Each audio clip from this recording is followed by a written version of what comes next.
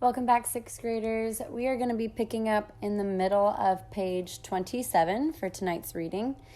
If you guys remember, Moonshadow has just arrived in America, and he, along with his father and the rest of the company, are walking through San Francisco headed for Chinatown.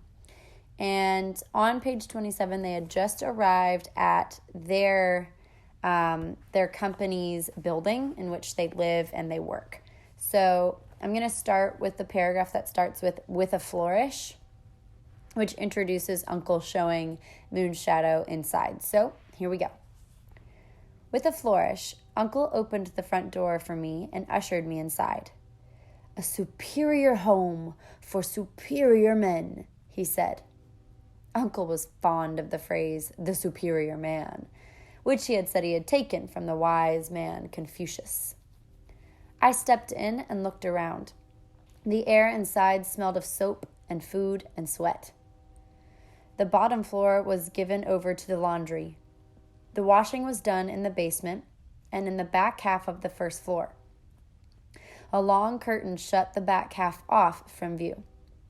In the front half, the half where I was now, there was a circular stove with a broad rack on top that stood in the middle of the floor. Spare flat irons heated up on the rack. When a man's iron cooled, he took another from the rack and put the cold one back on the rack to reheat. On the walls to either side of the stove and within the reaching distance were ironing boards that folded down from the wall itself. Turn the page. On the walls above the ironing boards were strips of thick, bright red paper with poems and sayings on them. Since the word of the Tang people were more alive, more like pictures really, handwriting was more of an art form than among demons. All the poems and the sayings were done in lively or lovely hands.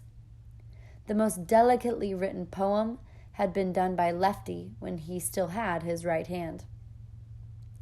It was a poem written by the drunken genius Lee the White, who drowned one night when he tried to embrace the moon as it appeared on the lake. The poem went like this. "Upon my bed lies the bright moonlight, like frost upon the earth. Lifting my eyes, I see the bright moon. Closing my eyes, I see home." The poem hung above Lefty's ironing board. There were other, more conventional, pious sayings upon the walls, ones like, "Peace and prosperity upon this store." They had been written by a man who had belonged to the company before us. And there was one strip, faded and smoke-smudged by time, which had been written by one of the men who had founded the company and who was long since dead.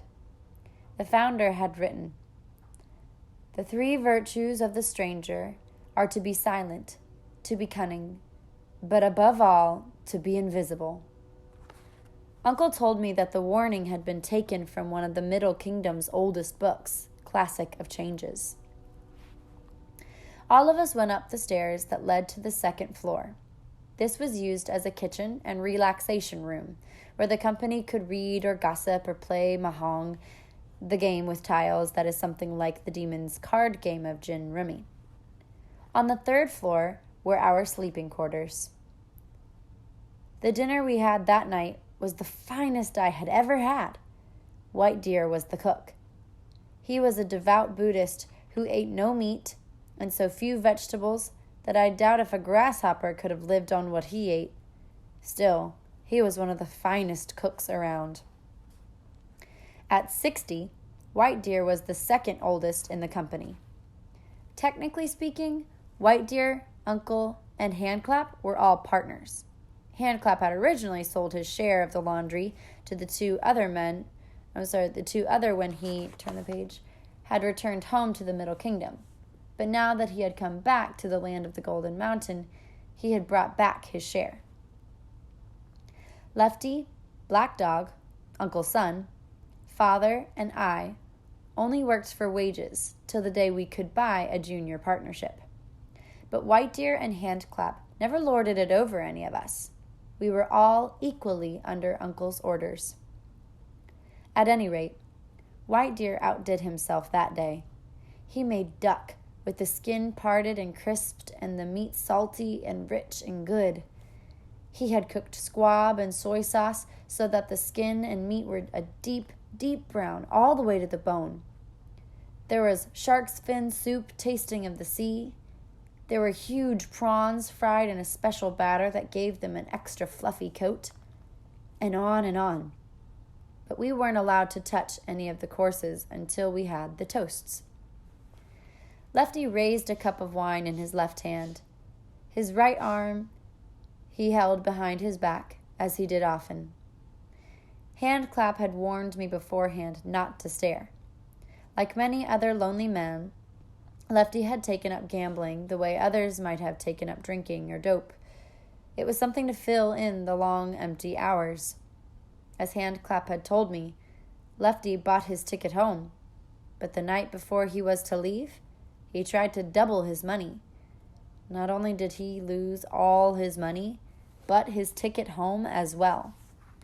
In despair the next morning, because he would not see his family for at least another 5 years, he had taken a cleaver and cut off his right hand, the hand that held the dice. Lefty came from Canton, so he spoke a different dialect from ours. There was a kind of Polish on Lefty, which is perhaps why he was picked to give the toast. Lefty held up his cup of wine. The wines of the Tang people are of very high alcoholic content, and much stronger than demon wines. In fact, the 60-proof demon brandy was what Uncle called wine. A toast, Lefty said, to our youngest brother, Moonshadow, the son of the brilliant Wind Rider. May Moonshadow work hard. May he become rich soon. May he return home even sooner. Everyone drank to that. Uncle tossed his drink back in one gulp. Dry cup, he announced, and turned his cup upside down. Not one drop was left inside to fall down. He smacked his lips. My, but that is a righteous wine. I'll have another. When Uncle's second cup had been poured, he looked at me. Boy, this company was here a year before I even came to the land of the demons, and it was operating successfully for 20 years before I finally joined it. It will go on after me, for this company is an idea. It is a dream that is much older than you or I and only slightly younger than the world. Men must help one another in dangerous times and places. Yes, now to the company, Handclap said. We all drank again, and Uncle shouted, Dry cup, and held his cup upside down. White Deer dumped a big spoonful of rice into Uncle's bowl. Here, old man, better get something in that stomach of yours before you get sick. If Uncle Brightstar was the father to us, White Deer was something like a mother. We all set to eating then. The talk around the table was about our villages and events in the Middle Kingdom, especially now that the Boxer Rebellion was over for good. But eventually, things came around to what Handclap had missed in the Demon's Land. It turned out that the mad socialist Theodore Roosevelt was going to run for re-election. He had been vice president at the time when the real president, McKinley, had been shot in the provincial city. It was the only way, Uncle solemnly declared, that the crazy demon could have gotten into office. To Uncle's mind, Roosevelt was always trying to wreck the big companies. Uncle was against any tampering with business, even those belonging to demons. Finally, when someone had eaten his fill and could not touch another morsel, Uncle announced it was time for the presents. Lefty and White Deer went upstairs. When they came back down, they told me not to look behind me. Our young man must be properly attired. Lefty jammed a black hat down over my eyes. That should keep the sun off the girlish skin of yours. I pulled up the brim and took it off and looked at it, smoothing the crown. Thanks, I said. But are you sure you won't be needing it to keep the sun off that nose of yours? The company all laughed uproariously at that. Even Lefty good-naturedly rubbed his nose. Well, I might just take it back, boy, to hang it on my nose, so best keep an eye on it. White Deer put a tunic and trousers on the table. These are from me, White Deer said. I hope they fit. If not, we'll cut them to fit the clothes, Father said. And these are for me to keep those calloused farmers' feet of yours from wearing out the demon's streets. Uncle Brightstar clomped a pair of boots onto the table. Actually, you're to wear these only when the rain comes, so don't waste the leather in dry times. Turn the page. Uncle sat back, satisfied, as I admired the shiny black leather. Now, let's see what the Wind Rider has for his son. Father spread his hands on the table.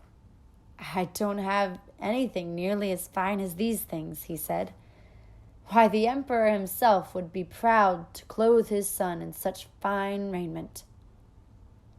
Well, the Emperor's son will just have to go naked, Handclap shouted, and they laughed and hooted at that, for there was no love lost for the present Emperor, who was a Manchu, a son of the foreigners who had conquered the Middle Kingdom, and who long ago made us wear queues as a sign that we had been beaten by them. The queues were supposed to imitate the tails of horses, as if we were animals who had to be tamed. It was death for any Tang man to wear his hair short. Of course, over a period of 260 years, a lot of Tang men no longer knew what the queue had originally symbolized. They could be quite vain about the care of their queues, but that did not mean that they loved the Manchus. Go on, fetch your silly toy.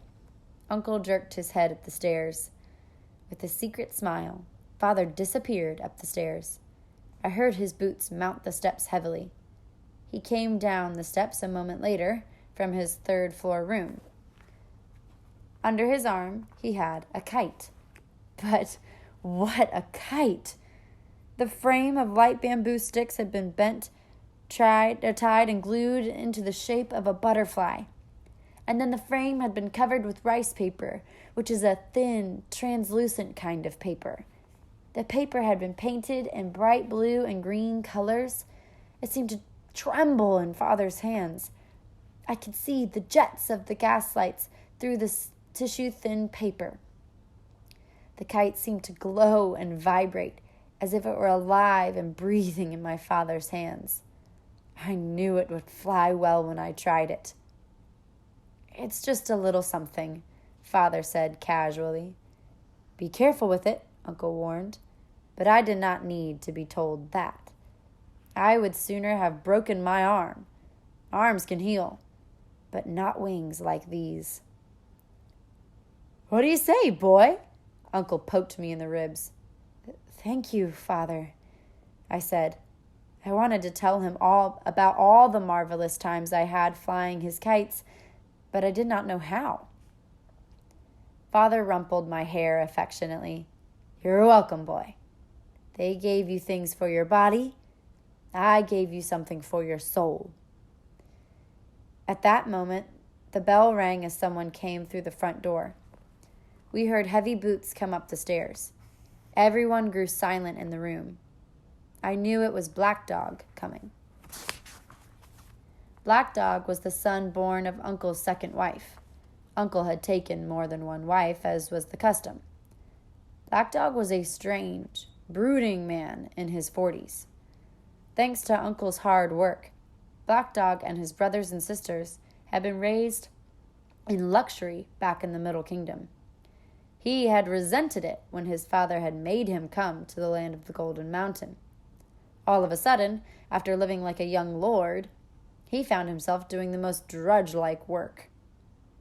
It had not helped matters that he had come during the time of the Troubles, when the demons had roared through the Tang people's town, claiming the Tang people took jobs away from them.